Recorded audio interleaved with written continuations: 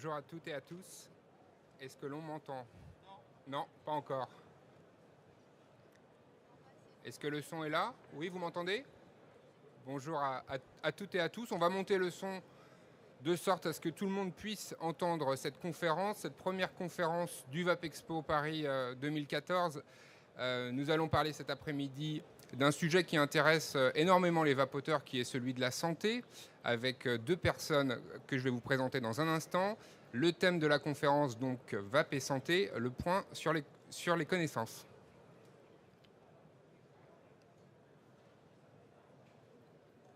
On se retrouve après un petit jingle.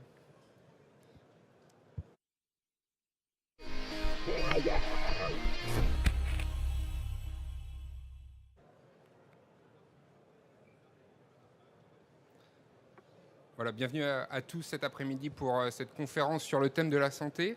J'ai le plaisir de recevoir le professeur Riccardo Polosa de l'université de Catagne en Italie. Professeur Polosa est un spécialiste de la lutte contre le tabac et il est également conseiller de la Ligue italienne contre le tabac.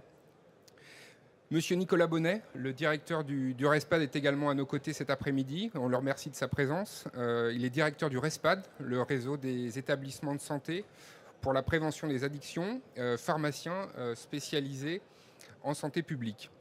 Donc cet après-midi, on va organiser cette conférence en 3 temps. La première va être une période dédiée à des présentations PowerPoint où M. Polosa et M. Bonnet vont nous faire part de leur perception aujourd'hui de la réalité de la cigarette électronique en matière de santé, ce que l'on peut dire par rapport aux connaissances, par rapport aux questions que peuvent se poser les vapoteurs, les anciens fumeurs, ceux qui hésitent. Et on va essayer tous ensemble, dans un deuxième temps, avec vos questions, avec un débat aussi, je l'espère, depuis les réseaux sociaux, de faire le point, donc avec la salle et les réseaux sociaux, le troisième temps, pour répondre à vos questions, vos interrogations sur le sujet de la santé pris au sens large, de la réduction des risques et de la manière dont aujourd'hui les pouvoirs publics, notamment, et les professeurs de santé, appréhendent la cigarette électronique. Donc ce que je vous propose, c'est tout d'abord de donner la parole à Nicolas Bonnet, donc du RESPAD, qui a préparé une présentation, Nicolas, sur le thème eh bien de l'état des lieux de la cigarette électronique, ce qu'on peut en penser. Bonjour à tous, merci beaucoup pour votre invitation, Monsieur Parola, d'être ici aujourd'hui avec vous. Je vous propose en effet un diaporama sur la cigarette électronique et aujourd'hui un peu une revue de la littérature en ce qui concerne ses risques éventuels, l'incitation au tabagisme, sa place dans le domaine public en général et également dans la société. Alors pour débuter cette introduction, je vous propose juste de se rappeler quand même que la cigarette électronique c'est une histoire récente. 2006-2007, on est en Chine, on a la première cigarette électronique. C'est aussi une histoire en même temps, une histoire de santé communautaire, c'est-à-dire que c'est un produit qui a été créé par les consommateurs, pour les consommateurs, avec les consommateurs, qui a été modifié, amélioré, et c'est encore le cas aujourd'hui grâce aux consommateurs, grâce aux gens qui vapotent, et grâce à leurs résultats, et également à toutes leurs remarques et à leurs critiques. Donc 2006, la première cigarette électronique, et puis très récemment, 2007, 2012, 2013, 2014 encore plus, on voit qu'on a véritablement un développement fulgurant de la cigarette électronique. Alors entre 2007 et 2010, on reste sur des produits qui sont relativement peu performants, on va dire, avec une amélioration progressive du produit. Et par contre, depuis 2010, on va avoir des produits qui vont s'améliorer de façon notable, avec aussi l'apparition de très nombreuses boutiques. On a 100 boutiques au 1er janvier 2013 qui vendent des cigarettes électroniques. On en a plus de 1700 au 1er janvier 2014. Donc on a vraiment une diffusion massive du produit et des cigarettes électroniques au niveau national. On a également là récemment le début du rachat par certains cigarettiers de certaines compagnies qui fabriquent des e-liquides ou des cigarettes électroniques. Et puis un débat qui s'installe également dans la société sur la place de cette fameuse cigarette électronique. Vous le savez, la cigarette électronique, on reverra comment elle marche, mais c'est un appareil qui est composé de différentes parties. Il y a, on va dire, les plus importants, c'est les mèches, le liquide qui permettent l'aspiration de la vapeur, et puis toute une partie électronique avec une batterie et une diode qui sont là le moteur même de l'objet qui va permettre de favoriser la mise en suspension et le nébulisat qui sera ensuite aspiré par le consommateur. Ces produits, ils ont très largement également évolué, se sont améliorés au cours des années, et puis également en termes d'esthétique. Ils ont également beaucoup évolué. Je vous ai mis quelques photos là, mais vous en connaissez plein de modèles. Il y en a également des dizaines qui sont exposés ici aujourd'hui. Vous savez à quel point là-dessus, les fabricants sont riches d'inventions. Ces cigarettes électroniques, elles contiennent bien évidemment des liquides qui sont composés de propylène glycol, de glycérine végétale, d'eau, d'arômes, d'alcool, de nicotine, différents produits. Le plus important, c'est le propylène glycol ou la glycérine végétale, et puis ensuite, donc les autres produits qui sont en quantité beaucoup moindre que le propylène glycol. Il y a également bien évidemment de la nicotine. La nicotine, elle est principalement à des dosages compris entre 8 et 12 mg par millilitre. En tout cas, c'est les résultats issus des données relevées auprès des consommateurs, en sachant que le seuil maximal de vente en France, c'est 20 mg par millilitre. Il y a également beaucoup d'arômes pour ces produits, des arômes très divers, très variés, certains qui se rapprochent beaucoup du tabac et d'autres qui sont à des années-lumière de ce que pouvait être initialement la fumée de la cigarette. Plus de 77 000 produits sur le marché, plus de 77 000 produits aromatiques qui posent une certaine question. On le reverra notamment quand ils sont mis sous forme de vapeur.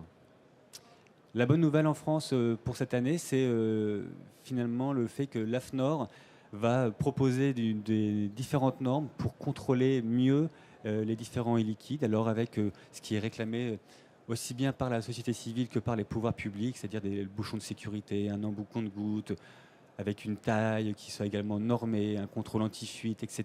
Et puis également des produits qui vont répondre à des normes aussi en termes de santé qui sont plus normés, qui vont être référencés USP, c'est la pharmacopée américaine, donc des produits qui vont du coup correspondre à des caractéristiques pharmacologiques et pharmaceutiques très importantes avec beaucoup de contrôle et du coup des produits qui seront de sécurité supérieure. Ces normes, elles sont en train d'être finalisées aujourd'hui et a priori, elles seront mises en fonction d'ici la fin de l'année. Quand on vapote, bien évidemment, il y a des émissions. Alors on se rappelle donc, que la cigarette électronique, c'est les différentes parties qu'on a vues tout à l'heure. Sous l'effet de l'aspiration, donc là, il y a une valve qui va déclencher le processus, une petite pile qui va allumer la diode, ici située à l'extrémité de la cigarette, quand diode il y a. Et puis on va du coup avoir des filaments qui vont chauffer, qui vont mettre en suspension le e-liquide. Et ce e-liquide, ensuite, en suspension, va être repris par les filaments qu'on voit ici, puis aspiré pour faire la fameuse vapeur que le vapoteur va pouvoir inspirer. Si je schématise, si je reprends donc, le schéma précédent et que je le remets sur finalement une autre forme, avec ici là, ce qu'il y a dans la cigarette électronique ici pour le consommateur et puis ici dans l'air, on voit qu'on a du liquide dans la cartouche, qui a un petit choc électrique finalement qui va provoquer la vapeur, que cette vapeur ensuite elle va se condenser en gaz en fines particules, que le vapoteur va inhaler ce gaz et ces fines particules avec une demi-vie très courte dans l'atmosphère, 11 secondes quand on est avec du propylène glycol, et puis ensuite dans la dernière phase c'est une dissipation du gaz.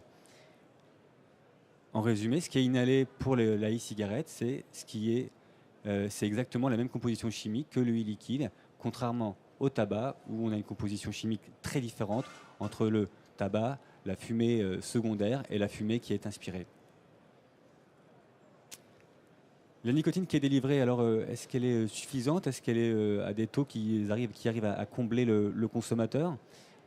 D'abord, se rappeler que la dépendance à la nicotine, ou en tout cas les pics de nicotine qui sont délivrés par la cigarette, on va dire industrielle ou normale, ils se schématisent de la façon suivante, c'est-à-dire que chaque cigarette va vous provoquer des pics de nicotine dans le cerveau qui vont favoriser la dépendance, alors que la cigarette électronique, grâce à sa fonction, grâce également au fait de pouvoir vapoter beaucoup plus régulièrement et de façon beaucoup moins intensive également dans la journée, on va avoir finalement les récepteurs nicotiniques qui vont être saturés tout au long de la journée, sans avoir des pics cérébraux. Et donc du coup, on va avoir un niveau de satisfaction qui va être comblé sans pour autant avoir une dépendance pharmacologique aussi importante qu'avec la nicotine présente dans la cigarette.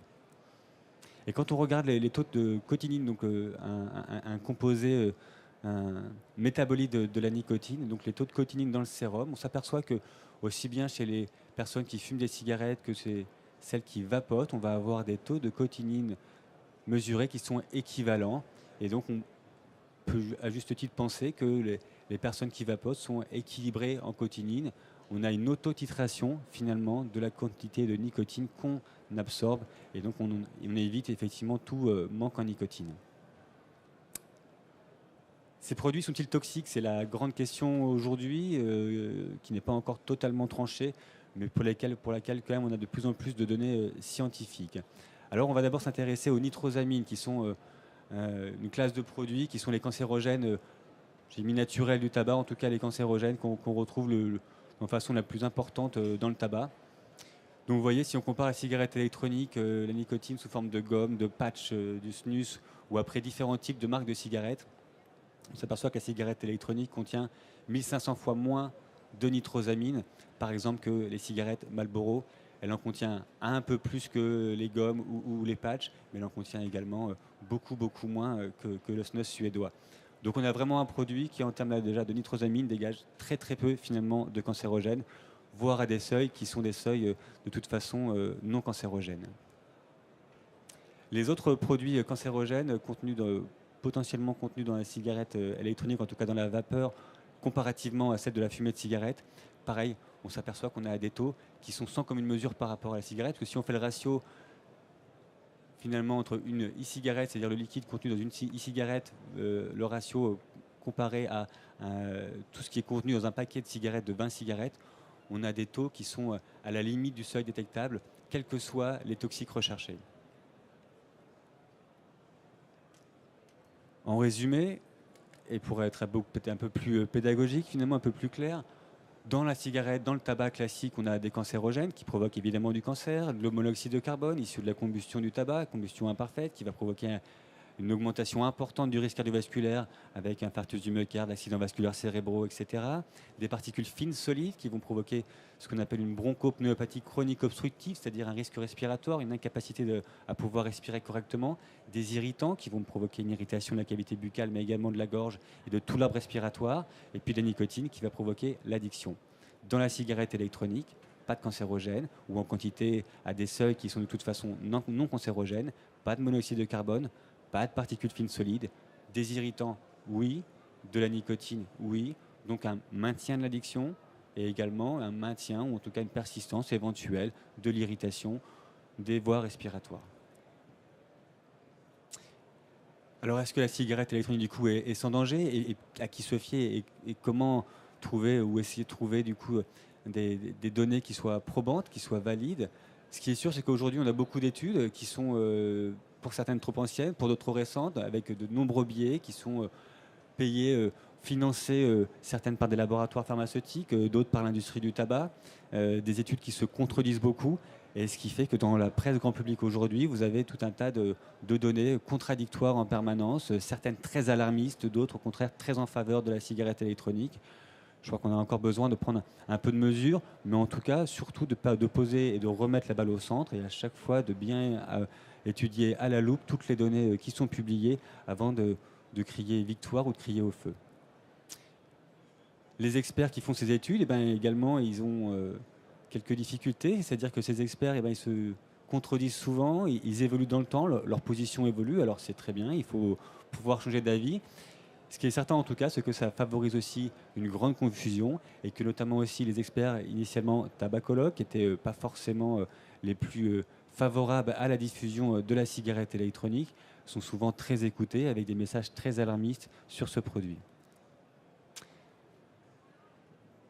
Dernière planche sur ces dangers éventuels de la cigarette électronique. Il y a à mon avis quelque chose qu'il ne faut pas perdre de vue et qu'on a déjà vu, enfin qu'on a aperçu là dans les tableaux avec les différents toxiques présents dans les deux produits, c'est qu'avec la cigarette électronique, on est sur l'autoroute dans le bon sens, on roule un petit peu plus que 130 km/h, mais quand même ça va, donc on a encore un ajustement à faire, on n'est pas totalement carré, mais on commence à s'en rapprocher, alors qu'avec la cigarette, le risque il est énorme, on est à contresens sur l'autoroute et on roule très vite.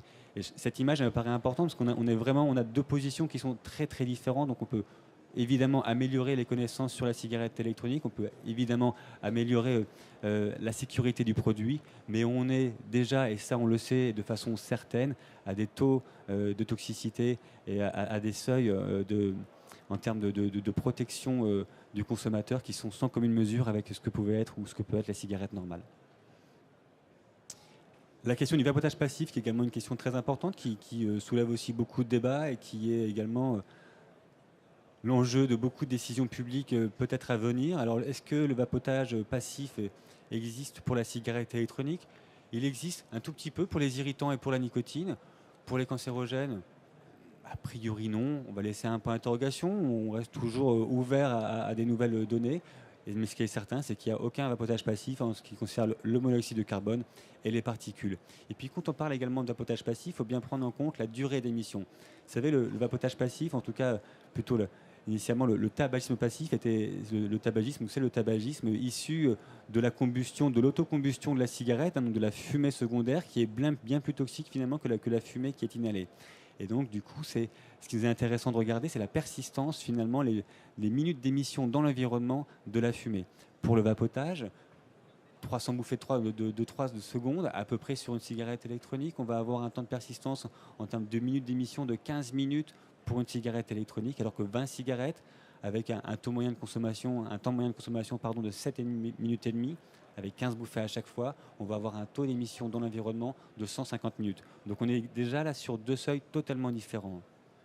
Ensuite, il y a la demi-vie des particules. La demi-vie des particules, c'est la durée pour laquelle la moitié des particules présentes dans l'environnement vont disparaître.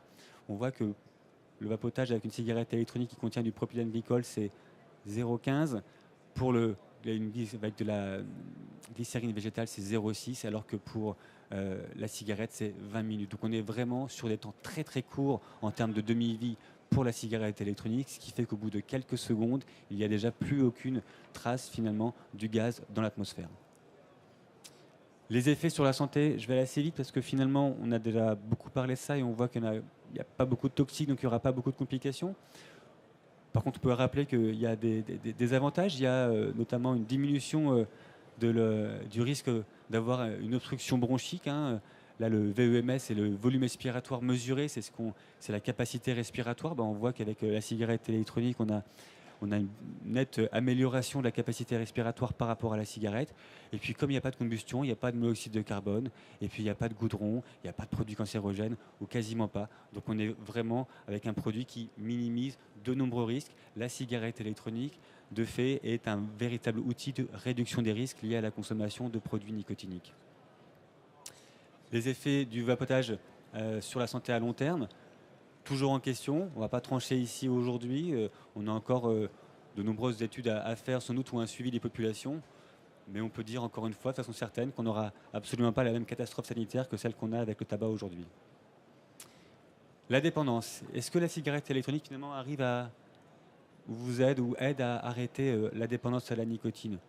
Je rappelle juste que quand on est fumeur, on est dépendant avec un besoin physique de nicotine, avec un besoin comportemental de la cigarette, et puis qu'avec des besoins affectifs, qui sont de l'attachement, qui sont également une compensation dans certains états psychiques, de retrouver un plaisir et donc du coup une satisfaction. Avec la cigarette, on l'a rappelé, on a des taux de nicotine qui augmentent très rapidement, de façon très brutale dans le cerveau, qui favorisent la dépendance. Avec la cigarette électronique, on l'a déjà rappelé, on a plutôt des tout petites vagues avec un niveau de satisfaction qui est stable et donc du coup une dépendance qui va être stable mais mesurée sans avoir en tout cas des pics cérébraux.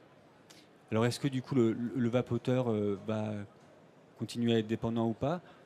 Oui, il peut tout à fait continuer à être dépendant. Celui qui vapote, il peut continuer juste à vapoter et puis à continuer à être dépendant à la nicotine. Il peut stopper la nicotine, stopper son vapotage ou prendre des e-liquides sans nicotine, ou il peut faire un mix de vapotage et de cigarette. Donc est-ce que la cigarette électronique aide à sortir de la dépendance?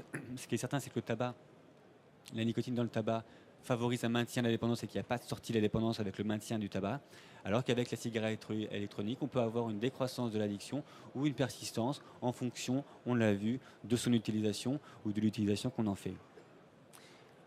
Si je reprends là les résultats d'un sondage qui avait été fait sur le forum e-cigarette, avez-vous arrêté le tabac depuis que vous êtes passé à la cigarette électronique? Sur un peu plus de 10 000 personnes qui avaient répondu, plutôt même près de 11 000 personnes, il y avait 74% des personnes qui avaient totalement arrêté le tabac quand elles étaient passées à la cigarette électronique. Donc on voit malgré tout qu'il y a un vrai changement de comportement. Est-ce que pour autant les personnes ont totalement arrêté leur dépendance à la nicotine? On l'a vu, ce n'est pas encore le cas.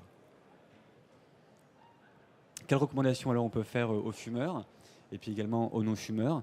Pour le fumeur, on peut, oui, lui conseiller la cigarette électronique. Pourquoi? Parce que la réduction du tabagisme, c'est toujours bon à prendre. Il y a une réduction du risque très importante en termes de toxicité. Il y a potentiellement l'arrêt du tabac partiel ou total, transitoire ou définitif, et puis également aussi une prévention de la reprise de la consommation de tabac quand on est abstinent. Dans le non-fumeur, pour le non-fumeur, a priori, aujourd'hui, on est plutôt défavorable à inciter à la consommation de cigarettes électroniques. Pourquoi? Parce que la nicotine, c'est potentiellement en devenir dépendant. Et puis pour un fumeur abstinent, c'est également potentiellement une incitation ou en tout cas une envie de recommencer un tabagisme actif. Est-ce que la cigarette électronique va faire persister du coup la dépendance? Bah oui, on l'a vu, sans doute. La dépendance physique à la nicotine, elle perdure, même si elle peut régresser un petit peu. On vient de le voir. La dépendance comportementale, elle va perdurer, voire elle va augmenter. Et ça, c'est aussi tout le côté esthétique en même temps de l'objet, la façon de le manipuler, la façon d'aspirer dessus, etc. Ça, c'est la dépendance comportementale. Donc souvent, elle augmente avec les cigarettes électroniques. Par contre, la dépendance psychologique, qui permet au fumeur de gérer ses troubles de l'humeur, elle va également diminuer au cours du temps. Quel avenir pour la cigarette électronique? Déjà, ce qu'on peut dire, c'est que c'est un marché qui rapporte des millions de dollars aujourd'hui. C'est un marché qui est en pleine explosion. Ce salon en est la preuve. Ça, c'est des chiffres américains, mais on pourrait reprendre les mêmes chiffres en France. On voit l'augmentation, tout à l'heure on l'a dit, hein, du nombre de boutiques qui vendent des cigarettes électroniques en France qui a explosé ces dernières années. Et puis après, il y a d'autres données qui sont des données de corrélation, qui ne sont pas des données de conséquence, c'est-à-dire qu'il n'y a pas forcément un lien de cause à l'effet entre la cigarette électronique et les données que je vais vous présenter, mais ce qu'on s'aperçoit, c'est que depuis l'apparition sur le marché de la cigarette électronique, on a une diminution quand même du nombre de cigarettes vendues en France. On a une diminution également du nombre de fumeurs quotidiens ou occasionnels chez les jeunes à Paris. Et ça, c'est vraiment des données qui sont concomitantes, hein. Encore une fois, je ne peux pas vous dire si c'est l'apparition de la cigarette électronique qui a fait diminuer le nombre de fumeurs occasionnels ou quotidiens à Paris, mais en tout cas, on s'aperçoit qu'en même temps que la cigarette électronique apparaissait, on a eu une diminution du tabagisme. Et puis on a également du coup aussi une diminution des ventes de produits d'arrêt au tabac. Pour 2014, moins de 32%, donc une forte baisse, hein, des ventes de substituts nicotiniques en France. Pareil, corrélation, pas conséquence. On attend de voir. En tout cas, c'est des données, c'est des chiffres, c'est des illustrations qui sont importantes à prendre en considération. Qui dit du coup diminution des ventes de tabac et diminution des ventes de substituts nicotiniques, ben derrière, ça veut dire aussi qu'il y a des industries qui sont à la recherche de récupérer un marché qu'elles perdent, ou en tout cas d'essayer de retrouver leurs clients ou leurs consommateurs, notamment bien évidemment l'industrie du tabac, qui est, elle, experte pour semer la confusion depuis très longtemps. Il y a quelques années, on avait ce type de publicité, c'était il n'y a pas très longtemps. On a eu d'autres un peu plus récemment, avec d'autres produits encore qui étaient mis en avant auprès des adolescents ou auprès des femmes. C'est certain qu'il faut être très vigilant aujourd'hui à toute l'information ou à toutes ces données qui sont publiées par l'industrie du tabac, mais également par l'industrie pharmaceutique, et toujours les prendre avec beaucoup de pincettes avant de pouvoir les interpréter. Alors vous placez la ligne rouge entre du coup le champ sanitaire, l'industrie du tabac, l'industrie pharmaceutique et quels produits favoriser. Il y a 50 ans, c'était assez simple, le marché de la nicotine, il y avait le tabac à brûler et puis le tabac à chiquer et le tabac à priser. Aujourd'hui, c'est beaucoup plus compliqué puisqu'il y a la cigarette avec la combustion réduite, le snus à nitrosamine réduite, les substituts nicotiniques sur prescription ou uniquement en termes de réduction des risques. Ça, c'était même plutôt le schéma il y a 10 ans. Et puis plutôt aujourd'hui, on a donc en plus la cigarette électronique et puis les nouveaux produits issus de l'industrie du tabac, notamment l'inhaler VOC de British American Tobacco qui fait son entrée sur le marché, mais il y a d'autres produits aujourd'hui. Donc on voit que c'est un marché en grosse évolution et il y a un enjeu très important, c'est le monopole de la nicotine. Et ce monopole de la nicotine, les acteurs cigarettiers en sont très attentifs à essayer de maintenir le plus possible ce monopole dans leur giron et d'où également toutes ces actions de lobbying permanentes auprès des politiques. La cigarette électronique versus le tabac chauffé, c'est aussi une question importante que je vous illustre très rapidement parce que le tabac chauffé, donc on en voit de plus en plus. Pareil, la cigarette électronique, elle est bien moins toxique que le tabac chauffé, quels que soient les différents toxiques qu'on étudie. On aura toujours beaucoup moins de toxiques dans la cigarette électronique que dans les nouveaux produits issus de l'industrie du tabac. Enfin, les populations à risque et pour lesquelles, évidemment, aujourd'hui, on ne peut que déconseiller l'utilisation, en tout cas l'entrée dans la consommation, même si à certains moments, malgré tout, il faut pouvoir accompagner les personnes consommatrices. Ce sont les femmes enceintes, ce sont les populations les plus jeunes, ce sont les ex-fumeurs et ce sont les non-fumeurs. On l'a vu tout à l'heure, que ce soit pour l'entrée dans la dépendance, et que cette dépendance soit une dépendance liée à la nicotine, pharmacologique, ou uniquement une dépendance comportementale. L'évolution des consommations aujourd'hui, ça je vous le passe. On l'a vu tout à l'heure, il y a une diminution de la consommation de tabac chez les jeunes. Parallèlement à ça, il y a une augmentation de l'expérimentation de la cigarette électronique chez les plus jeunes à Paris. C'est vraiment des données très parisiennes, c'est un Paris-Île-de-France. Est-ce que pour autant, c'est une augmentation du groupe de fumeurs au total? Là, si on prend les données américaines, on voit que finalement, on a, oui, une augmentation entre 2011 et 2012 des personnes qui ont qui ont initié la cigarette électronique, en tout cas qui ont expérimenté la cigarette électronique, mais que globalement, finalement, sur le pool de fumeurs, on a une baisse totale des personnes qui ont consommé des produits nicotiniques. Voilà, donc on ne sait pas s'il y a une entrée dans le tabagisme. Est-ce que du coup ces jeunes qui commencent la cigarette électronique vont ensuite passer au tabac fumé? Ça, je ne peux pas vous le dire. Mais ce qu'on a, c'est que globalement, et que ce soit aux USA, en France, au Royaume-Uni, on a une diminution de la consommation de tabac ou de produits nicotiniques globale chez les jeunes, avec parallèlement une augmentation de l'expérimentation de la cigarette électronique. Qui décide quoi? Ce sera les dernières planches. Aujourd'hui, dans le vapotage, il y a des acteurs très importants. L'industrie du médicament, indirectement, qui tente à évidemment reprendre aussi toute une part de marché en termes de prise en charge des consommateurs, des malades tabacodépendants, des patients qui étaient avant uniquement vus par le système médical et qui aujourd'hui arrivent finalement à arrêter en s'affranchissant d'une prise en charge médicale.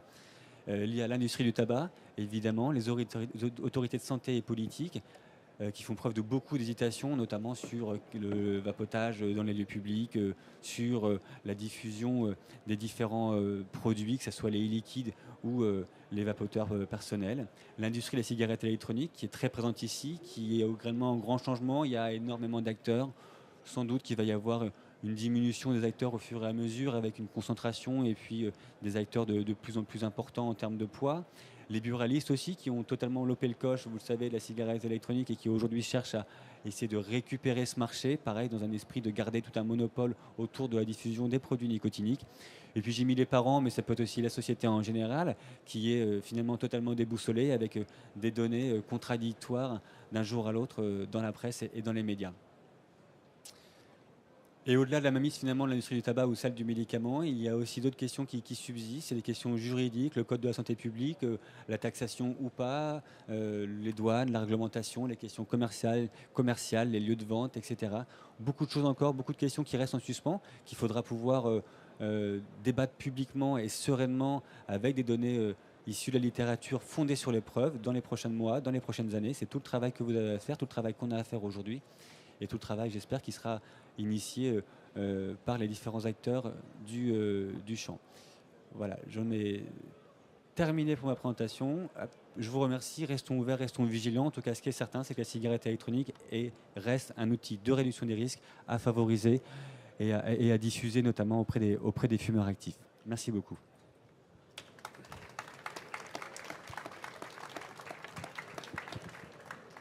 Merci beaucoup, Monsieur Bonnet. Avant de passer la parole au professeur Polosa, j'ai deux questions à vous poser, ou plus précisément une remarque et une question. La première remarque, c'est que vous avez co-signé un papier récemment dans le Huffington Post qui a beaucoup fait parler de lui dans la communauté des vapoteurs notamment. Et je voulais savoir si vous pouviez nous le résumer en 2-3 points très rapidement.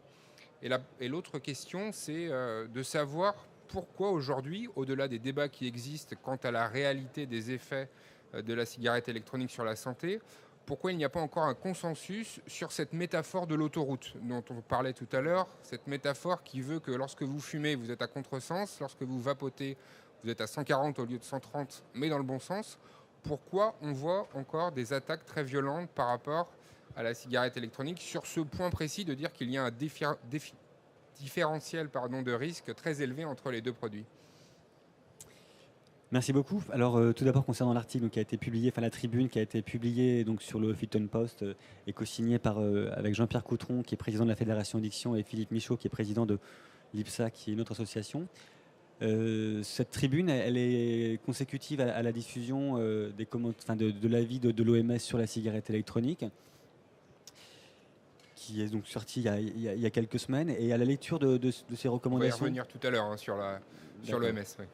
Et donc à l'issue de ces recommandations, on s'est rapidement dit qu'il fallait absolument réagir très vite pour pouvoir essayer, comme je l'ai dit au début du diaporama, remettre la balle au centre, donc retrouver la part des données valides, des données justes dans ce qui a été cité, et en même temps dédramatiser un débat avant qu'il ne s'enflamme trop rapidement.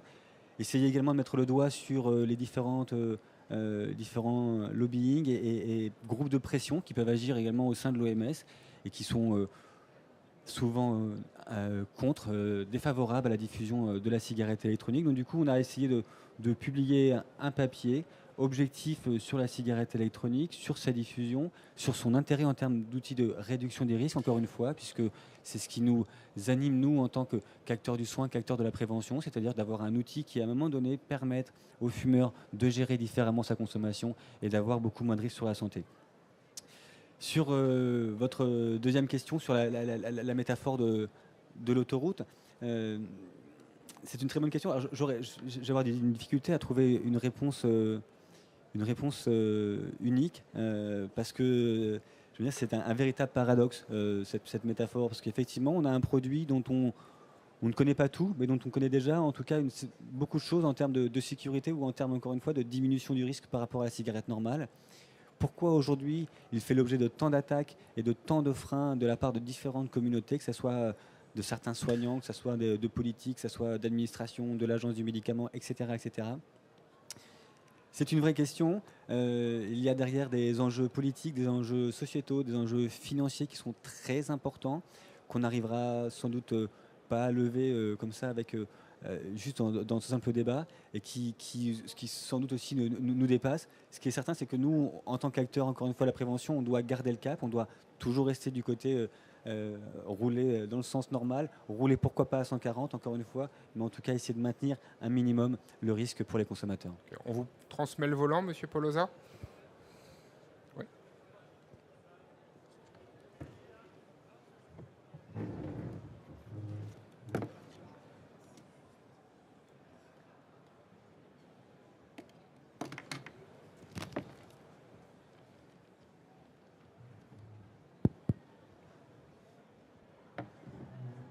Bon après-midi, Paris. I'm very glad to be here. And I'm very grateful to Remy Parola and Fivape for this kind invitation that allows me to speak to you, and I hope in very simple terms, about the many complexities of this very exciting area of, let's say, medicine. May I say that? For me? No. Okay, let's say this area of entertainment that may have some medical implications, right? And I really want to make quickly a few disclosures. First of all, I'm a medic. I run one of the most busiest smoking cessation centers in Italy. So sometimes people tend to forget that I'm not a politician, not just a scientist, but a medic, and I know what I'm talking about. Second of all, I would like to thank you, Fibape, also for the kind donation to a non-profit organization, because my honoraria goes entirely to the Italian League Anti-Smoking, who has been battling very hard against a politician trying to hamper the progress of electronic cigarette in Italy and in the world. And with that said, I hope the clever technician here will start making a move, because otherwise you'll get very bored. There is a bonus. I'm Italian, so my Italian English is very understandable. And also, I'm talking to the people in the box over there. You should pay me money because I'm too easy to translate.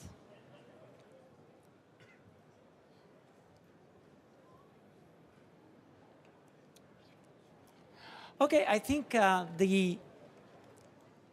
you don't mind if I sit down, do you? Can I sit down? Right. I think the reason why you're here trying to listening to me is because you care about yourself.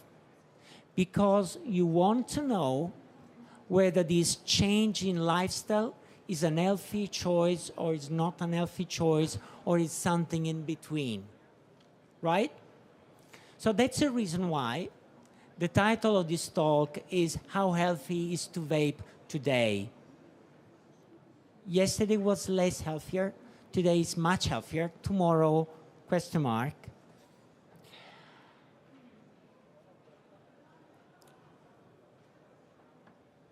For those who really want to wander about and enjoy the fair, I'll start from the end by saying two very simple and quick messages. This is the WHO report statement that Dr. Bonnet rightly criticized through the article in the Washington Post. And it says essentially that electronic cigarettes, I'm reading it, you can read it, I can read it, deliver lower levels of toxin than conventional cigarettes. You know, public experts and public authorities, they say, however, but, they're never happy. There is always a but, there is always a however. But they still deliver some toxins. The accurate statement is, and that's for you guys, that you vape, electronic cigarette so far deliver lower levels of toxin than conventional cigarettes. And by an account, these lower levels of toxins are, in my opinion, of irrelevant health impact. So you should go back home happily today, thinking of what I've just said. Another important statement in that document by the WHO is that electronic cigarettes pollute the air less than conventional cigarettes. We all know that. We all been knowing these things for years. But they still pollute the air. The correct statement is the exposure of bystanders to chemicals in e-cigarette vapor is not at levels that would be expected to cause any health problems besides some irritation if you really want to account for that. So these infograms was prepared by myself and the head of CASA, Ellen Keller, in 2011. And let me tell you, today, September 2014, I'm even more convinced that I was showing in 2011 was true. It's a simple fact. I'm not going to repeat what Dr. Bonnet just said, because no tobacco, no combustion. Just vaporization of nicotine-containing solvents plus some ingredients, actually some ingredients. Now, you see that over 80,000 different ingredients. Nicotine fats. So we are taking nicotine. But nicotine, is that really dangerous? Besides the scaremongering and alarmistic big titles in newspapers, especially in Spain, but also in Italy, and I'm not sure about France. I lost track of news media in France. Also, okay, nicotine is not a poison. Nicotine is a neurostimulant, and many people just use it because they can function intellectually, cognitively, without nicotine. I've been knowing many painters, many writers, many journalists, and they just said, I cannot go on without my fix, okay? So depriving them of the fix will cause some discomfort. And having electronic cigarette on the market, on the stage, will relieve that discomfort. But let's forget about this. Let's focus on the health issue. nicotine is not a carcinogenic substance. It's not causing lung disease. It's not has some effect on cardiovascular system, but it's not surely causing heart attacks or these kind of things. And just to draw a line, even an electronic cigarette basically is not nicotine that it may cause the problem. If there's something that really needs to be investigated, it's not nicotine, it's something else.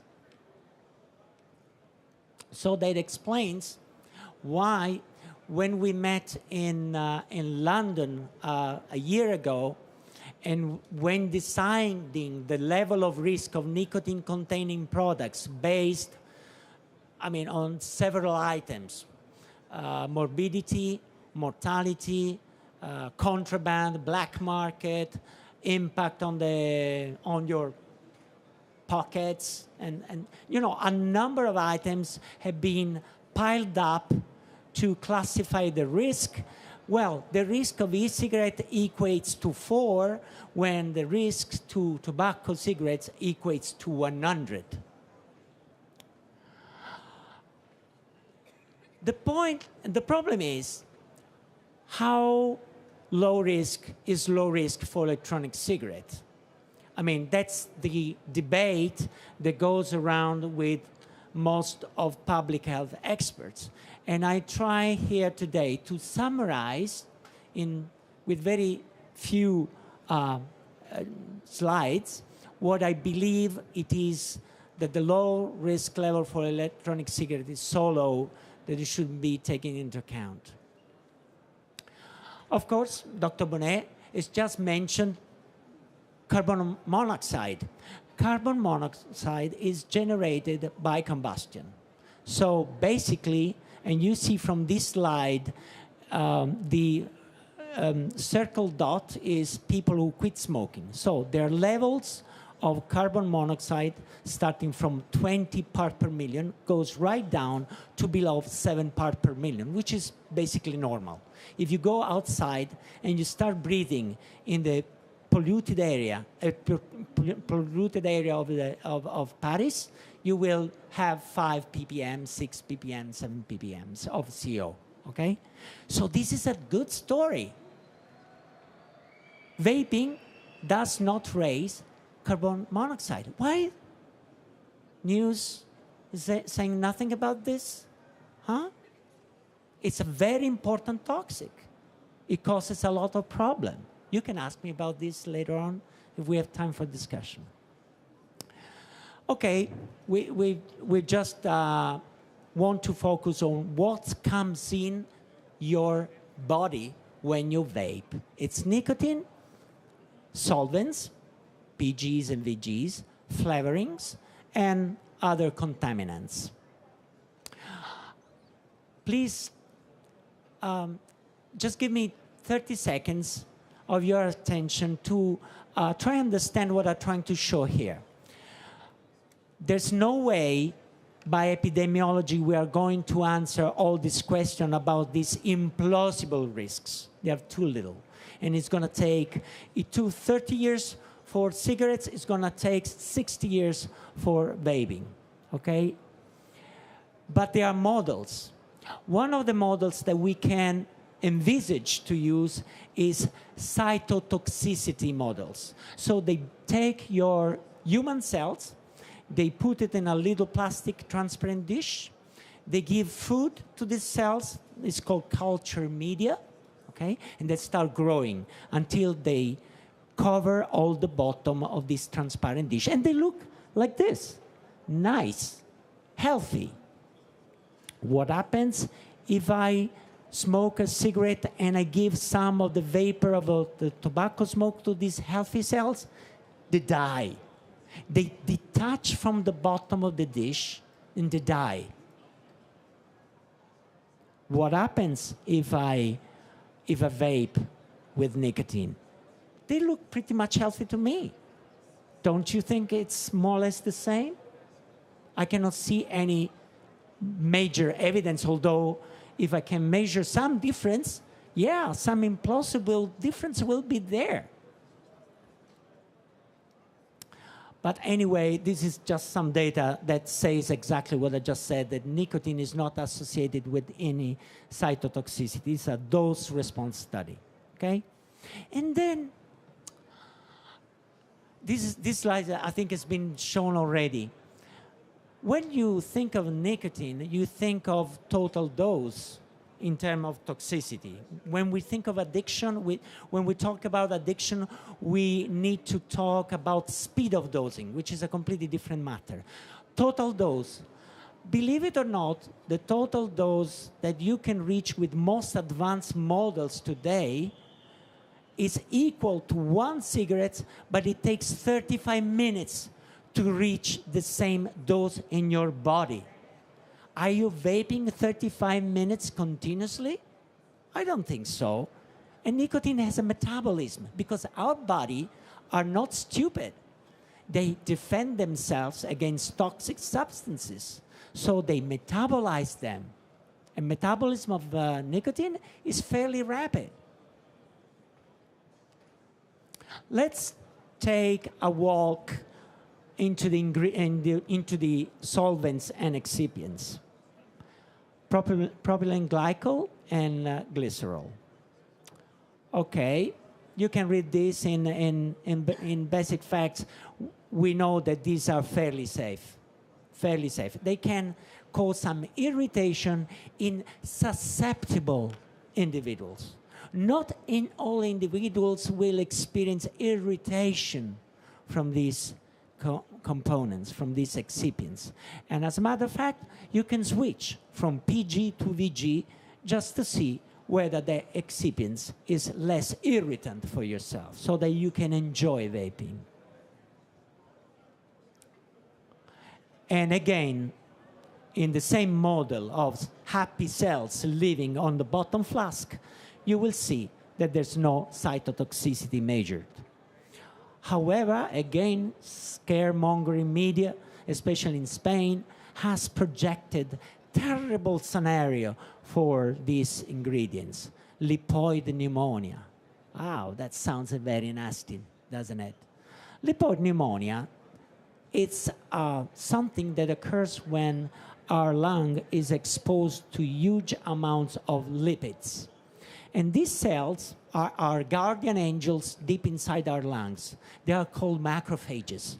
What they do, they eat all dirt that comes from the environment that we breathe every day.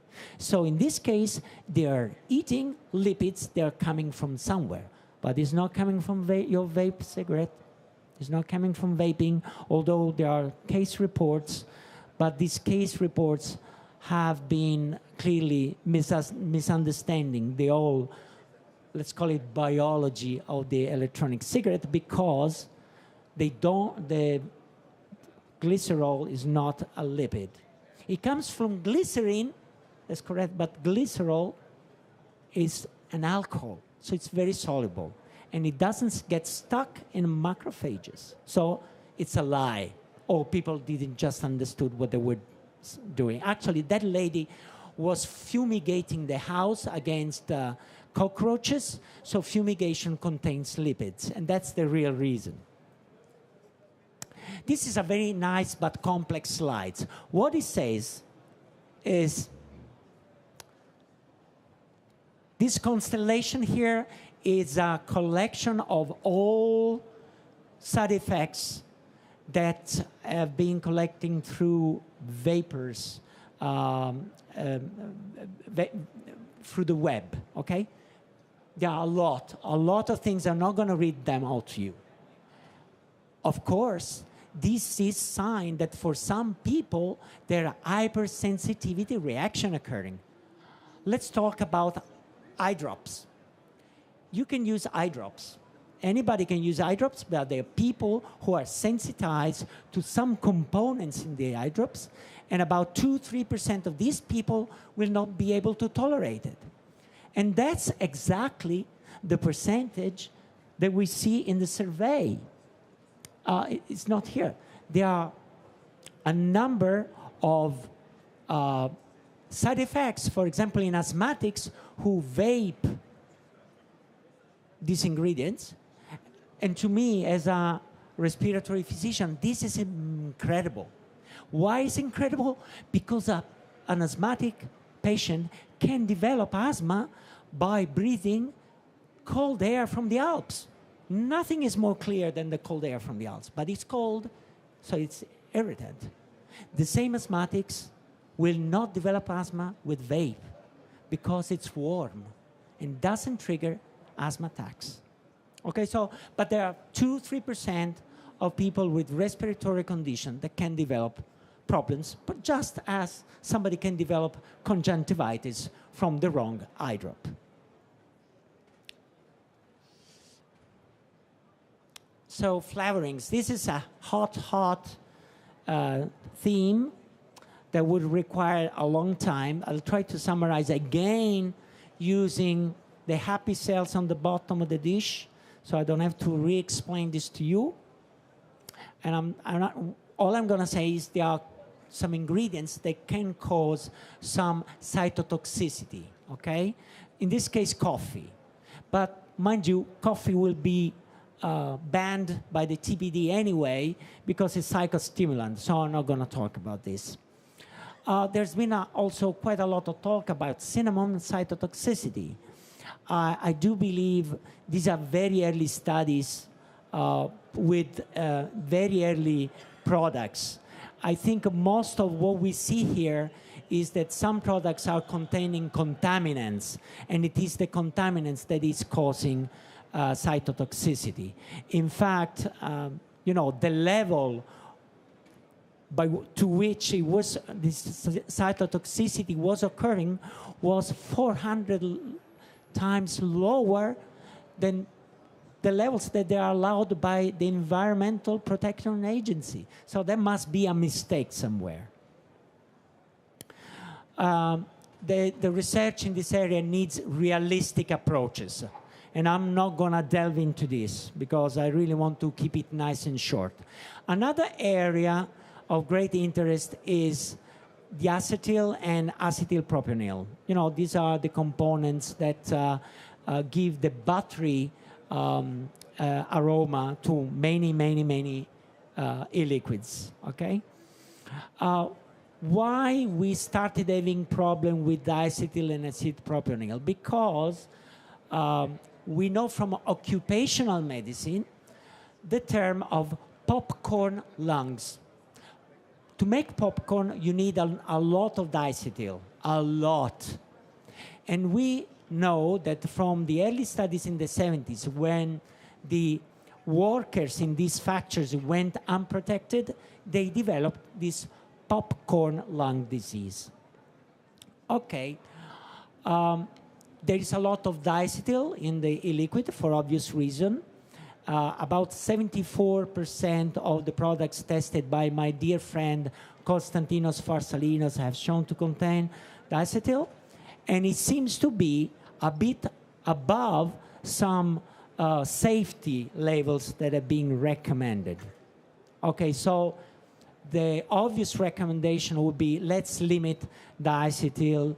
But I really want to stimulate your thinking by saying, let's look at the tobacco cigarette. Tobacco cigarette is in the range of 300 to 400 micrograms of this stuff. So if I project diacetyl in your good old own brand of tobacco cigarette, it goes off scale. And in fact, I've never seen popcorn lung disease in a cigarette smoker. I see many cigarette smokers. So you really need, it's not a problem. It's avoidable because there are artificial flowers that can do exactly the same job, and their toxicology is very well known and it's perfect. But to me, it's a risk. It's an avoidable known risk. Contaminants. There's a lot of talk about heavy metals. Most of the heavy metals are coming from the wick and from the coil. It's nickel chromium most of the times. That's the main. But usually the main level of nickel chromium coming from these elements in your electronic cigarettes are not of levels that can endanger you because they are all within those limits presented by the US Pharmacopoeia.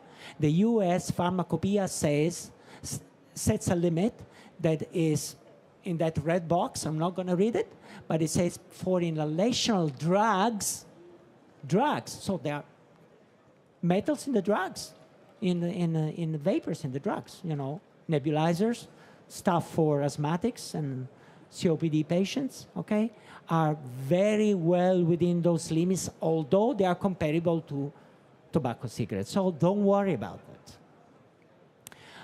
that. I'm not going to spend a word on nitrosamines. To me, this is a known problem. There are no nitrosamines unless there's some contamination in some tobacco extracts in some liquids.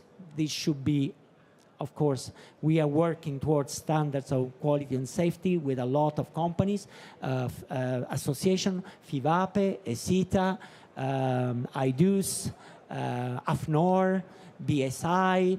We're trying to make some good work so that the regulators in Europe cannot say anything about our quality levels.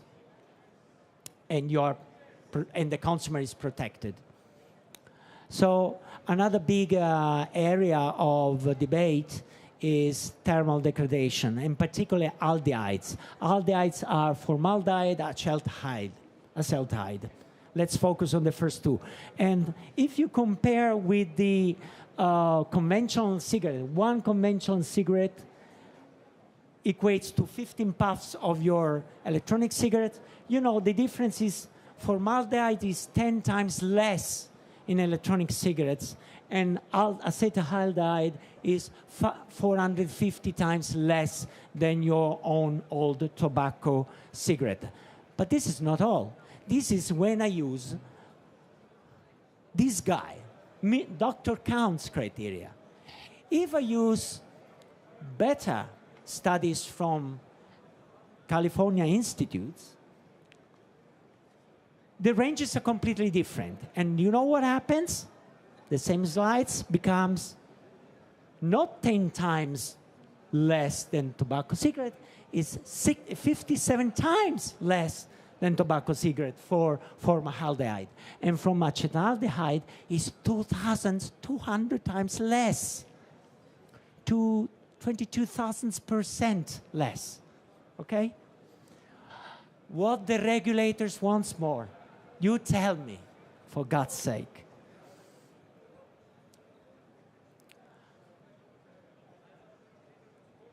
Of course, and that's for you guys that you play a lot with your little toys. There's a component that needs to be controlled, and that's its temperature. And as you can see here, temperature has having a big factor in production of aldehydes. Aldehydes can be a little bit carcinogenic and are irritant as well. But let me tell you something. Developing a lung cancer takes more than one single cancerogenic substances. It needs a cocktail. And if you think that tobacco smoke contains more than 10,000 different chemicals and more than 40 recognized carcinogens, you know why you may develop lung cancer. Not all smokers develop lung cancer. So we have an inbuilt defense system that protects us. But more carcinogenic substances, the more the risk. If you have one, implausible. Okay, so you see temperature is having an effect. But again, this is nothing compared to tobacco cigarettes, once again. This does not mean let's have big vape, let's put more wattage in our wicks and coils. You need to be also responsible. We need to inform you how to use properly your device. So it's your lifestyle decision whether you want to be healthy or even healthier, okay? So it's all about lifestyle choices. You can decide to quit smoking or to quit vaping and to go to live in the Alps and to run in the green fields like this young lady.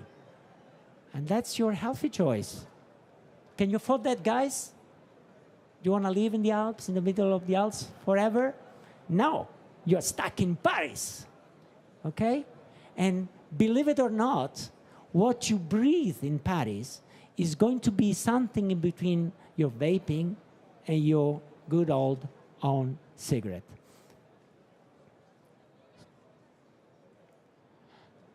Last slide. I'm just giving you just a little sample of what we are doing right now to make sure your health stay healthy. First thing that we need to do as a responsible industry, not me, I don't do any industry, but I'm assisting the industry of developing standards, is to work on good manufacturing practices, quality management system. That means that this liquid you're buying, you really need to know they are coming out of a controlled process in an industry, like the ice cream you buy, the sweets you buy, they undergo a process of quality. Liquids needs to undergo a process of quality. It doesn't need to be super quality. It needs to be just enough to make sure that your health is protected. So, pharma grade for nicotine and for any solvents. Why pharma grade? Because so I don't have those contaminants. Okay? To me, the problem of contaminants is more a problem of discussion with regulators. They say, but there are a little bit of nitrosamines here. So let's try to avoid all this discussion by working on pharma grades. I'm not saying natural flowers are bad, but from a toxicological assessment point of view, are dodgy and complex and expensive. Because many artificial flowering can just provide you with the same appeal, why don't use them? They have full toxicological risk assessment done, so why not use it? That would be the best way out. Food colorings, there's a lot of debate about food colorings. In my opinion, they do not add very much to the experience, so I wouldn't use it. But many producers would object to that. Another area which relates specifically to what I've just said about formaldehyde and acetaldehydes, it's temperature control. But new technology is coming. The new technology will allow the electronic cigarette of the future, but the future is tomorrow, really tomorrow. Basically, we do already have temperature control that really works. So they will not speed your car about 130 miles per hour. You'll have a BMW with speed control at 80, sorry. But if you want to be safe, that's what you should do. And of course, there's also the big chapter about safer materials like wicks and coils and plastics. You know, they can all have an influence on your health. But I think together with temperature control, we are going to minimize this aspect. And all of this just because consumer safety must be a priority. It's not just about health. It's consumer safety. It's a basic principle. And this industry is very, very young. So it needs some standard of quality and safety. And by the way, this hand is mine. Thank you.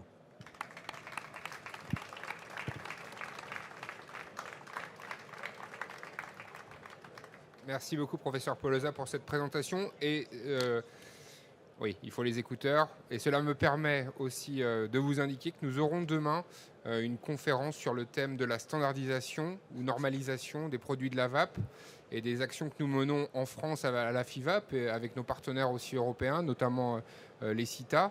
Et on pourra voir justement précisément les différents enjeux sur lesquels nous devons travailler pour définir des standards, des normes qui permettent de garantir la sécurité et la qualité des produits de la vape. Il y a un micro dans le public et on va le faire tourner si vous avez des questions à poser à M. Polosa et à M. Bonnet par rapport à des points précis, mais peut-être aussi plus généraux, les questions que vous pouvez vous poser vous personnellement en tant qu'ex-fumeur vapoteur ou vapofumeur. Il y a aussi différents profils de vapoteurs. Qui veut poser une question?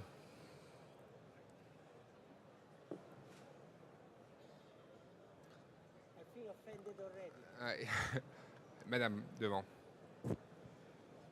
Merci. C'est une question personnelle. Voilà, je suis une ancienne, très récente ancienne fumeuse, mais ça fait 2 ans que je vape pas mal. Je fais partie, je pense, des 2 ou 3% de vapoteurs qui ressentent des irritations pulmonaires, voire des gènes pulmonaires. Et j'aurais aimé savoir si c'est plutôt le propylène glycol ou plutôt la glycérine végétale si on a des indices de savoir ce qui est le plus irritant des 2 produits.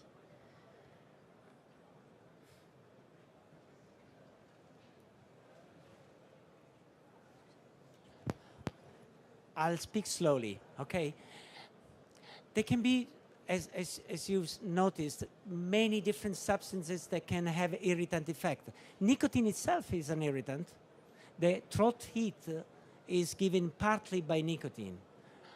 PG, as you know, is an irritant. So you can switch PG into a complete VG product. Have you tried that? That's a possibility. What kind of electronic cigarette do you use? Is a variable voltage? Is nearly a big battery?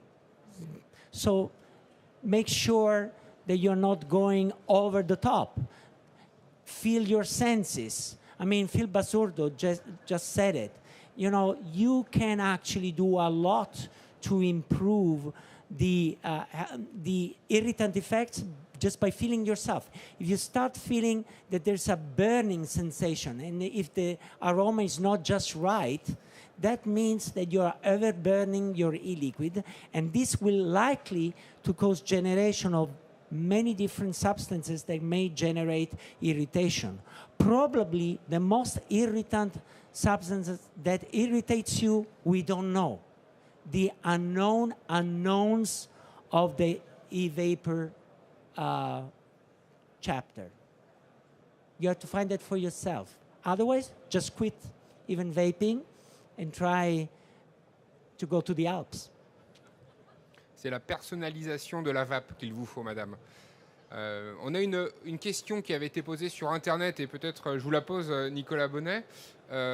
C'était celle de savoir ce qu'il en était de la porte d'entrée dans le tabagisme. Beaucoup de parents aussi s'interrogent sur le fait de savoir si commencer à vaper, ça peut être pour des jeunes la possibilité demain de devenir fumeur. On a une étude de l'OFT qui a indiqué qu'a priori ce n'était pas une porte d'entrée dans le tabagisme. Il y a aussi un débat sur le sujet. Vous, quel est votre sentiment par rapport à la possibilité d'un effet passerelle entre la vape et le tabac ? Merci. Ce qui est certain, c'est qu'on a aujourd'hui une vraie crainte, effectivement, dans la société, et notamment chez les parents, de voir leurs enfants entrer dans le tabagisme avec la cigarette électronique. Ce qu'on voit dans les études, c'est 2 tendances. C'est d'abord une augmentation de l'expérimentation de la cigarette électronique chez les plus jeunes, et en même temps une diminution de la consommation globale de produits nicotiniques chez ces mêmes personnes. Donc du coup, finalement, un pool, tout à l'heure ce que j'essaie un petit peu d'expliquer, un pool de consommateurs de nicotine chez les plus jeunes, les 15-20 ans, qui est en diminution, avec à l'intérieur de ce pool une augmentation de ceux qui expérimentent la cigarette électronique. Ceux qui ont expérimenté, qu'est-ce qu'ils vont devenir? Est-ce qu'ils vont continuer ensuite à consommer des produits nicotiniques? Peut-être. Est-ce qu'ils vont passer au tabac? Rien n'est moins sûr. Est-ce qu'en même temps, l'expérimentation de la cigarette électronique est bien vécue chez les plus jeunes? De mon expérience clinique, parce que je m'occupe d'une consultation également d'adolescents dans un hôpital parisien, je m'aperçois surtout que les jeunes l'expérimentent, mais n'apprécient pas forcément d'avoir une cigarette électronique avec eux à cet âge-là, que c'est un objet qui leur paraît décalé et qui sont beaucoup plus s'ils veulent continuer à prendre des produits nicotiniques dans la consommation réelle de tabac. Monsieur Polosa, je ne connais pas exactement le taux de prévalence tabagique des jeunes Italiens de l'âge de 20 ans, mais en France, on est aux environs de 50%. Vous, quelle est votre analyse du rapport des jeunes à la vape?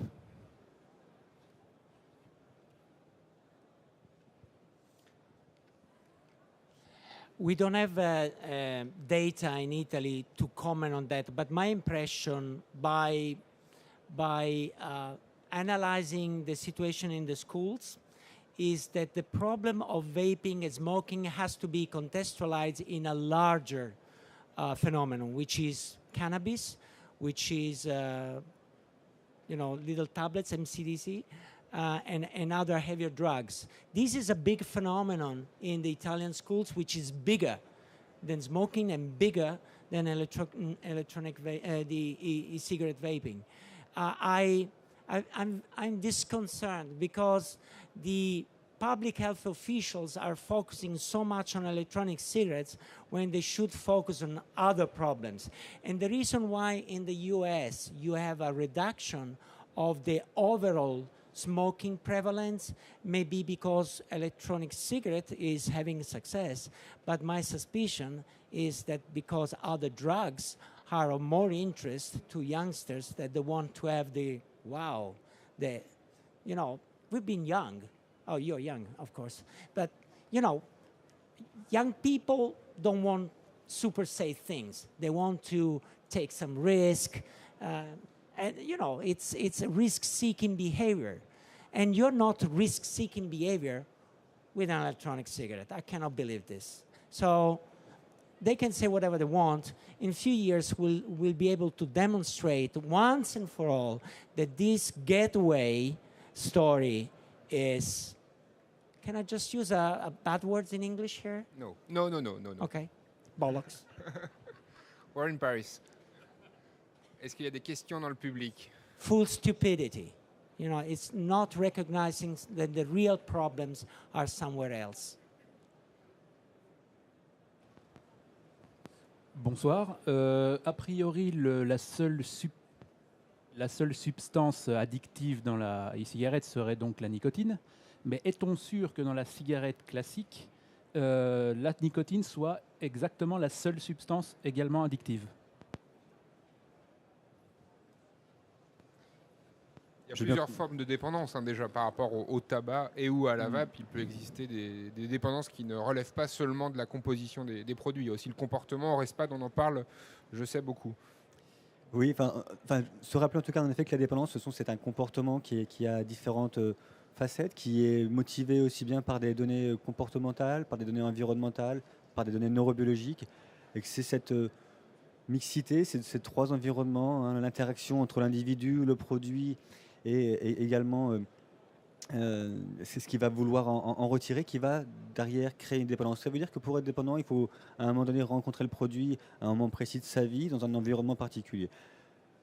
Derrière cette question, j'entends également, de votre question, monsieur, j'entends également les données qu'on a vues publiées dans la littérature, notamment scientifique, il y a maintenant quelques années quand même, qui faisaient état de la dépendance à la cigarette, non liée à la nicotine, mais plutôt à des IMAO, ce qu'on appelle des inhibiteurs de la monoamine oxydase, qui sont des antidépresseurs qui seraient présents en quantité suffisante dans la cigarette pour amener une dépendance. Travaux qui, maintenant on le sait, avaient été financés par l'industrie du tabac, publiés par des neuroscientifiques de haut niveau et qui ont été maintenant très largement déconstruits. Et on est revenu finalement sur une position assez stable qui est de dire oui, le produit addictogène dans la cigarette, c'est la nicotine. Mais attention, évidemment, pour être dépendant, comme vous le rappelez, il faut aussi une composante environnementale, une composante génétique, une composante neurobiologique qui sont très spécifiques à chaque individu. On ne va pas tous être dépendants des mêmes produits au même moment de notre vie. Certaines personnes vont juste détester la cigarette, d'autres vont l'adorer. Ça fait partie de nos spécificités personnelles. Je crois qu'on a un petit commentaire dans la salle aussi par rapport à la question de monsieur qui concernait aussi précisément la nicotine, à savoir est-ce seulement la nicotine qui dans la cigarette crée la dépendance? Oui, donc Jacques Lewezek, je suis un spécialiste de la nicotine et de la dépendance. C'est plus complexe que ça. Et les histoires des inhibiteurs des monoamine oxydase et d'autres substances dont l'acétaldéhyde font partie de la composition de la fumée de tabac et en fait augmentent la capacité de la nicotine à produire une dépendance. Donc ce n'est pas ou tout blanc ou tout noir, c'est quelque chose de très complexe. La nicotine est la substance principale qui crée la dépendance, mais dans la cigarette, vous avez en plus des substances qui facilitent cette dépendance. L'autre point très important pour la dépendance, c'est la vitesse à laquelle la nicotine arrive au cerveau. Et il n'y a pas plus rapide qu'une cigarette. On l'a vu, Ricardo a présenté les données tout à l'heure, la e-cig n'est pas assez performante, entre guillemets, pour produire la même dépendance que la cigarette. Donc il y a deux choses, il y a la vitesse à laquelle ça pénètre dans le cerveau et il y a le fait que c'est de la nicotine pure et non pas un mélange avec d'autres substances qui sont dans la fumée de tabac. C'est ça qui fait la différence et c'est aussi pour ça que l'on montre que la dépendance à la nicotine chez le vapoteur a tendance à diminuer, probablement parce qu'on a justement ces deux phénomènes qui agissent. Alors, il y a une autre Addiction. question. Oui, Let Monsieur me- Boloza. Addiction is a matter of it's a semantic problem. I think I can be addicted to ice creams if I start eating ice creams like crazy. The point is how much of this eating like crazy is causing disruption in my daily life or in my social interaction. That's the real problem. When we talk of addiction, it's something in our mind. It's a stigma. You know, we talk of addiction, and we think of heavy drugs and nicotine. We need to forget to think about this. Addiction is something that can be socially acceptable, like caffeine drinking. Merci, oui, monsieur. Bonjour et merci pour vos explications. Moi, j'ai une question concernant vos recherches, en fait. J'ai des amis qui sont encore fumeurs et que j'ai encore du mal à convaincre dû à la désinformation justement qu'ils peuvent obtenir sur le net ou beaucoup plus facilement. Est-ce que vos recherches sont accessibles? Moi, j'ai la chance de vous avoir suivi cet après-midi. Par contre, est-ce que je pourrais orienter ces personnes-là sur des supports facilement accessibles en fait? Et lesquels? Alors, c'est une question aussi très pertinente dans le sens où on a parlé cet après-midi du fait que la cigarette électronique était infiniment moins dangereuse que le tabac. Mais dans la société, chez les primo-accédants de la vape, on s'aperçoit également qu'il y a certaines personnes qui peuvent penser que c'est même plus dangereux, aussi dangereux ou plus dangereux que le tabac, et du coup qui ne vont pas commencer à vaper dans une démarche de réduction des risques. Alors, par rapport aux plaquettes, je pense à celle de l'EDUS aussi sur les idées préconçues relatives à la cigarette électronique qui est extrêmement bien faite. Monsieur Poloza, pour informer les fumeurs, il y a des sites internet, il y a aussi le message des professionnels de santé, mais c'est vrai qu'il y a aussi, de la part de beaucoup de fumeurs, une crainte d'entrer dans la vape en pensant à tort ou à raison que ça peut être plus dangereux que le tabac. Excellent question, because it allows us to bring on the table a very important debate, which is media is confounding our mind, and media is controlled by the strong powers, pharma, governments, big societies who live on the money of pharma and so forth. So the confusion is not just for your friends, I'm afraid. It's also for a lot of doctors. There are a lot of surveys in the UK showing that the GPs, they don't really know what to say now. They knew 2 years ago. Now they are confused by the media. So this is a big responsibility by the governments, by the media, because this confusion may cost lives. So I'm sure Jacques Lozec has got a great blog, and he will help you, all your friends. And I'm sure you connect with IDUS and FIVAPE, and it'll be a great, great, great resource for your friends for serious information. Serious information. Je disais ça aussi par rapport à... Enfin, vu que moi je suis un vapeur, voilà, j'y crois à fond. Mais par exemple, adhérer à l'EIDUS pour un fumeur de 10 € pour avoir accès à ces documents, ça. Enfin, Non, alors, Pardon je ne me ferai pas le blog porte- de Jacques. je ne me ferai pas le porte-parole de l'EDUS, mais il n'y a pas besoin d'adhérer à l'EDUS pour obtenir les informations. D'accord, Elles parce sont, que moi, je suis adhérent et on m'a renvoyé ça comme information. On m'a dit, je peux pas avoir accès au truc. Non, si non, j'ai pas du tout. On D'accord. confirmera Alors, avec Brice Lepoutre qui doit être dans les Ok. couloirs, mais pas du tout. Les D'accord. informations sont accessibles librement. Et peut-être aussi de manière très prosaïque, le premier point par rapport à la santé, c'est peut-être vous, votre ressenti, qui est maintenant est éloigné, mais on a quand même aussi beaucoup d'anciens fumeurs qui expliquent tous les bénéfices qu'ils ont recueillis en devenant vapoteurs. Et on pense notamment au goût, au fait que beaucoup de vapoteurs aujourd'hui sont gênés par la fumée du tabac et sont de ce point de vue-là beaucoup plus proches d'un non-fumeur que d'un fumeur. Quand on est vapoteur, on est gêné par la fumée du tabac. Un tout petit complément, et pour revenir en même temps sur Edus, c'est que finalement cette cigarette électronique, comme tout à l'heure je l'ai présenté, c'est avant tout un produit de santé communautaire.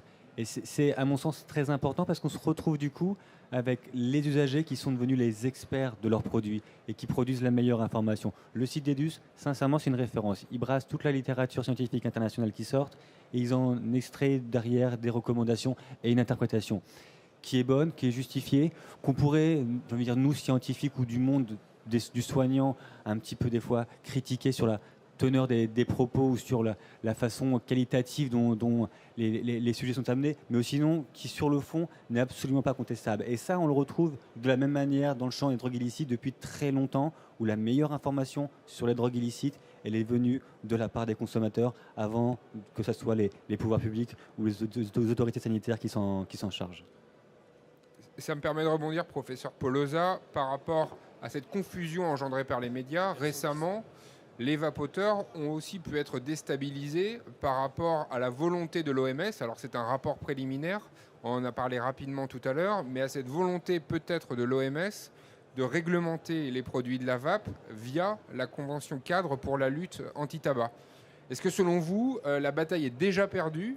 La vape va être considérée comme un produit du tabac annexe, connexe, ou alors il y a encore la possibilité de modifier cette volonté de réglementer la vape avec le tabac? C'est les dangers qui ont été soulignés par l'Organisation mondiale de la santé. Alors il y a déjà eu beaucoup de critiques, mais comment voyez-vous l'avenir de ce dossier?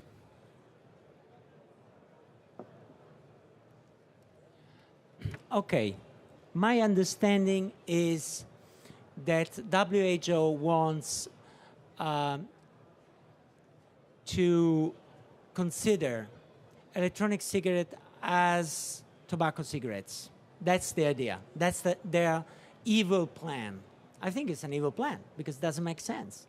No tobacco, no combustion. Why should be considered like tobacco cigarette?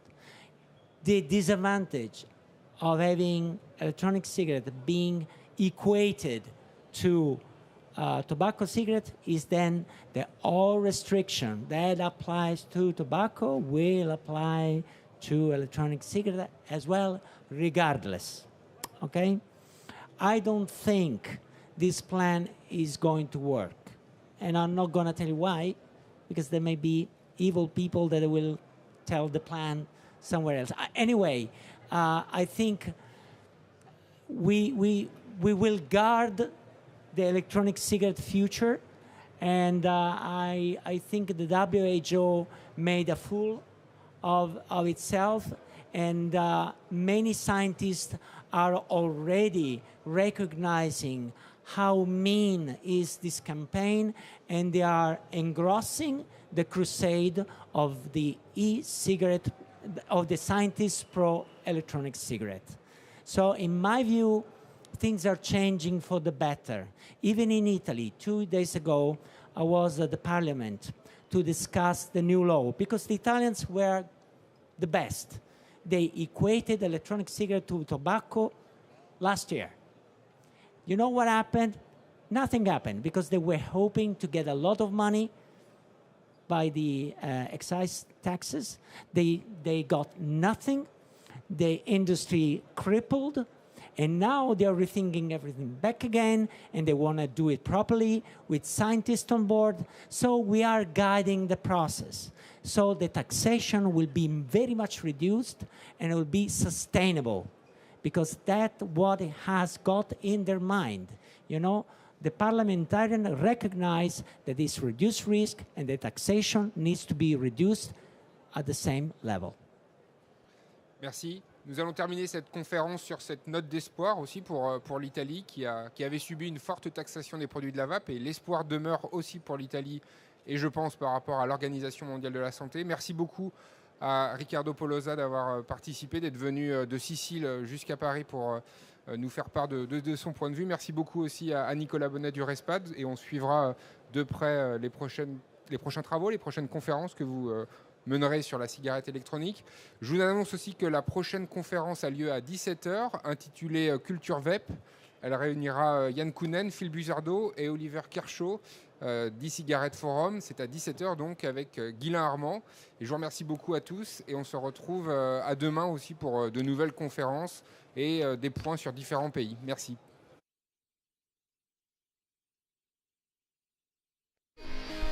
Yeah.